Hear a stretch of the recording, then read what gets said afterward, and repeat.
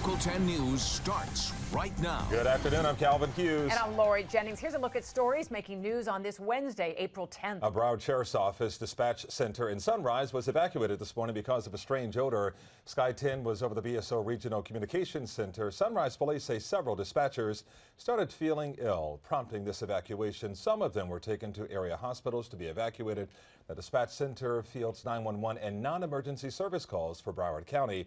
Calls from the dispatch center were being transferred to other centers in Coconut Creek and Pembroke Pines. The cause of the odor has not yet been determined. A carjacking suspect under arrest this morning. Florida Highway Patrol says the female suspect crashed her car on I-95 near Ives Dairy Road, then jumped into a Good Samaritan's black pickup truck.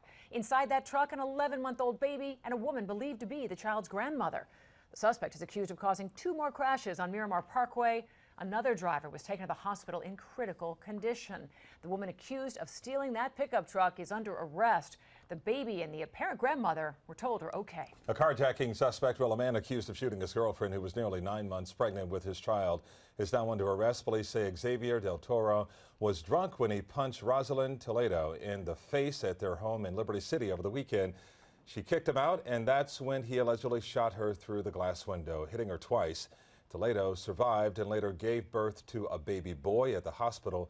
Del Toro is now facing attempted murder charges. And now this. Listen to Local 10's podcast, The Florida Files, wherever you are, whenever you want. Just say, Alexa, play the Florida Files podcast. Getting the latest episode of Florida Files. Here it is from TuneIn. Previously on the Florida Files. Or just ask Siri, I want to hear the latest Florida Files podcast. Here's the newest episode of the Florida Files. Get the Florida Files on Alexa, Google Home, or Apple devices just by saying, play the Florida Files podcast. The Florida Files from the one and only Local 10. It's the end of an era for the Miami Heat. Dwayne Wade played his final home game last night at the American Airlines Arena, wrapping up his amazing 16-year career. It was a packed house as fans and celebrities alike watched the basketball legend's last dance on his home court.